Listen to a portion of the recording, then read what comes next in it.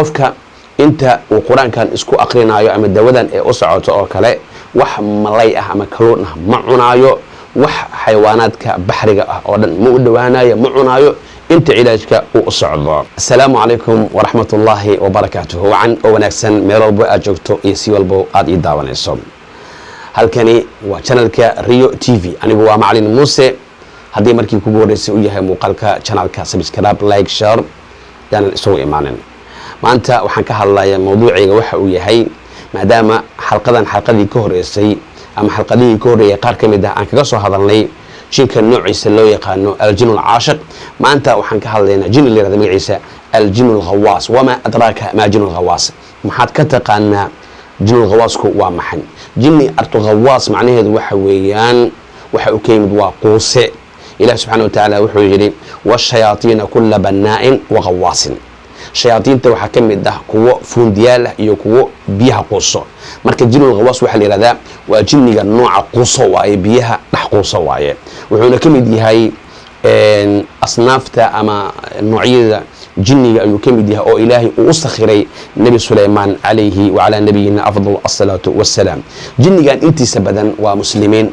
jinnul ghawaaska intiisa badan waa muslimiin waaye, laakiin waxay leeyihiin kuwa gaalo ahna way leeyihiin oo kafara ahoo malaacin ahna way leeyihiin. waana mid aad shartiisu aad ay u xun tahay oo shar badan waaye marmarka qaarkoodna mid laga nabadgalayo waaye. inta badan jinnigan wuxuu degaa badda ayuu degaa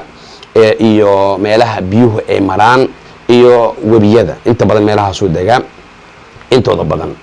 sababaha qofka uu ugu dheehmi kara ama uu u gali karo ama jirkiisa uu uga dhex hadli karo kale waxaa ka mid ah in insaanka yani ilmaha yar oo kale inay ku dhacaan oo kale god biyo ay fadhiyaan ama war oo kale ama meel biyo degeen ah oo kale maxaan ku rahday oo kale in uu ciyaalka uu ku dhaco ama qofka inuu ku qabaysto isagoo uu weyn xitaa marka meeshaasi ay ka soo raacaan.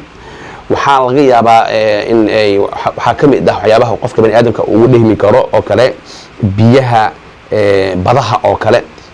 maxaan ku rahday barkadaha oo kale, wariyada oo kale marka lagu degaayo iyada oo aanan digriga ilaahay la xusin bismillaah iyada oo aan la dhihin oo kale in la saaldeeyo oo lagu dego oo kale. waxyaabaha waxay ka mid tahay oo qofka uu ka soo raaci karay ka mid tahay. musqusha markaad ku jirtid oo kale haddaad ku dhex hadasho ama aad ku qayliso oo kale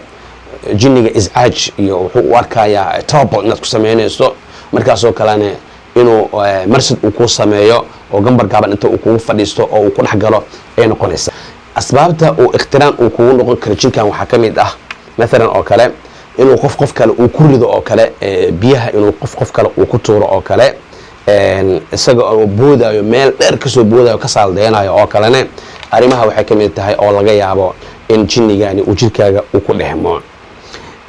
sidoo kale gabadha muslimadda ah iyada oo dharkeeda wadanin oo qaawan oo kale in ay ku degto biyo ama ay ku qabaysto barkad ama biyo oo markaasina jinniga uu arko oo uu cajab geliyo oo uu ka helo, ama in mataqaanay ay fadhiisato iyada oo dhar la-aan ah xeebaha biyaha badda banaankeeda oo kale inay fadhiisato iyada oo dhar khafiifa wadato oo kale. arrintaas iyada ahne oo ay markaasi qosol iyo sheeke iyo ay iska galgalaan jinniga waa uu kaa soo raacayaa. waa jinnul ghawaas marka aan ka hadlayna baabkiisa marka aan joogno waaye. waxaa kaloo jinnigan inta badan lagu gartaa qofka inuu intixaar isku sameeyo ama qarqi oo mar walba u yidhaahdo waa tiimbanaya oo kale biyahan hoos mushaaxaya hoosaan galaya ama waa isdilaya biyahan isku dilaya oo kale way ka mid tahay. calaamadaha lagu garto qofka jinnil ghawaaska yani khaasatan especially jinnil ghawaas qofka ay ku dheehan yihiin calaamadihiisa waxaa ka mid ah qofka waxaa la jeclaysiinayaa inta badan inuu ku qabaysto biyaha qabowga. xataa xilliga oo aan ku jirno maxaan ku rahday winterka, xilliga qaboobaha xitaa qofka wuxuu aad ugu qabaysanayaa biyaha qabowga ah. waxba kama dhibayo korkiisa, wax uu ka dhibayo haba yaraatee male. qodobka labaad waxaa waaye qofkani jinnigan uu ku dheehan yahay waxaa inta badan la jeclaysiinayaa inuu ku qabaysto badaha. waxaa arkaysaa subaxdii alasaydi ah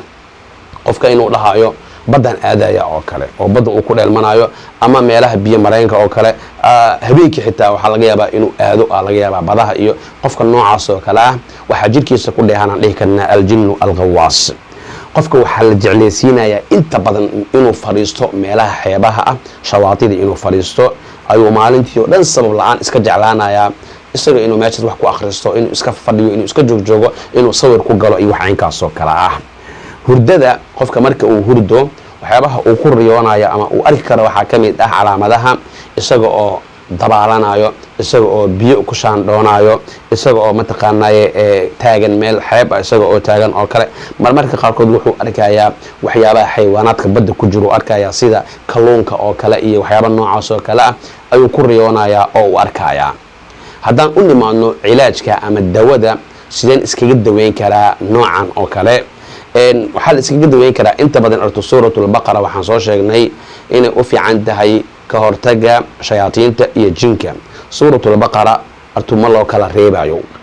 awalan wa akhiiran meesha u horeyso ilaa meesha u dambeyso suuratu yuunus iyaduna waxa weeyaan waa lagu akrinaya qofka mariidka ah suuratu dukhaana lagu akrinaya iyo aayaatulcadaabi walqahri aayaatulcadaabi walqahri marka aan leeyahay haddii aad googleka aad ku qorto aayaatulcadaabi walqahri way kusoo baxayaan aayaatulqarqi walbaxaar aayadaha ka hadlayo qarqiga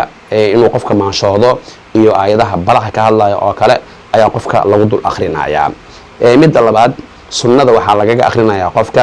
dabcan ducooyinka soo arooray ee ma'huurka ah cabsida iyo amniga iyo qarqiga ducooyinka ka soo arooray oo kale qofka inta uu qur-aankan isku akhrinayo ama dawadan ee u socoto oo kale wax malay ah ama kaluun ah ma cunaayo wax xayawaanaadka baxriga ah oo dhan ma u dhowaanayo ma cunaayo inta cilaajka uu u socdo wuxuu iska yareynayaa inta uu awoodo qabeeska faraha badan leh haddii uu ahaan lahaa midka suuliga ah ee doshka caadiga ah iyo midka badaha la aadayo iyo berkadaha la gelayo wuu iska ilaalinayaa qofka inta badan qofka waxaa laga doonayaa inuu isticmaalo miskiga iyo bakuurka oo kale inuu isticmaalo ayaa wanaagsan maxaa yeelay waa ay necab yihiin jinku wuu necab yahay carafta hore waxaan usoo sheegay oo haddii muuqaaladeeda dib aad ugu laabato waxaad arkaysaa in aan ka soo hadlay jinka inuu necab yahay